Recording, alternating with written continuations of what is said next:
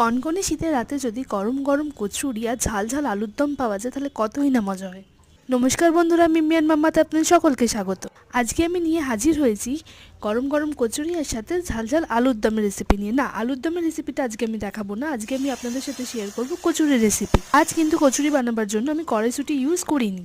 কড়াইশুঁটির জায়গায় আজকে আমি ইউজ করেছি কচুরি পেস্ট, যেটা খুব সহজ পদ্ধতিতে এবং তাড়াতাড়ি রান্না হয়ে যায়। প্রথমেই কচুরির পেস্টটাকে 1.5 কাপ জলে স্বাদ মতো লবণ ও চিনি দিয়ে 10 মিনিট ভিজিয়ে রাখতে হবে। আমি সেই 10 মিনিটের মধ্যে ময়দাটা ডো করে নিয়ে তারপর লেচি কেটে নিয়েছিলাম। 10 মিনিট হয়ে যাওয়ার পর কড়াতে 1 চামচ তেল দিয়ে তার মধ্যে কালো জিরে ফোড়ন দিয়ে, যদি সাথে হিং থাকে দিতে পারেন, আরও টেস্টফুল হয়ে যায়।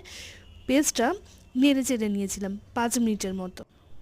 পেস্টটা শুকনো শুকনো হয়ে যাওয়ার পর ওটা নামিয়ে নিয়েছিলাম। তারপর পেস্টটাকে একটু ঠান্ডা হতে দিয়েছিলাম। ঠান্ডা হয়ে যাওয়ার পর আমি পুর ভরে নিয়েছিলাম। পুরটা হয়তো আমি ঠিকঠাক ভরতে পারিনি, আরও ভালো ভরা হতো, কিন্তু যাই হোক আমি কাজ চালাবার মতো করে নিয়েছিলাম। তারপর ওটা তেল দিয়ে হালকা করে বেলে নিয়েছিলাম। বেলে তারপর গরম তেলের মধ্যে ছেড়ে দিলাম।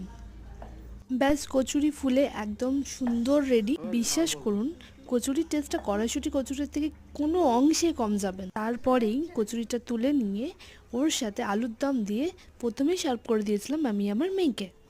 আমার 4 বছরের ছোট্ট মেয়েটি এই কচুরিটি খেতে খুব পছন্দ করে, তাই প্রায় টাইম ওকে বানিয়ে দেওয়া হয় এই কচুরিটা। তো প্রশংসার লোভে আমার মেয়েকে আমি আগেই জিজ্ঞাসা করে নিয়েছিলাম, দেখুন ও কি বলছে। কচুরি খেলে তো কেমন হয়েছে? খেলাম, বলো ভালো করে।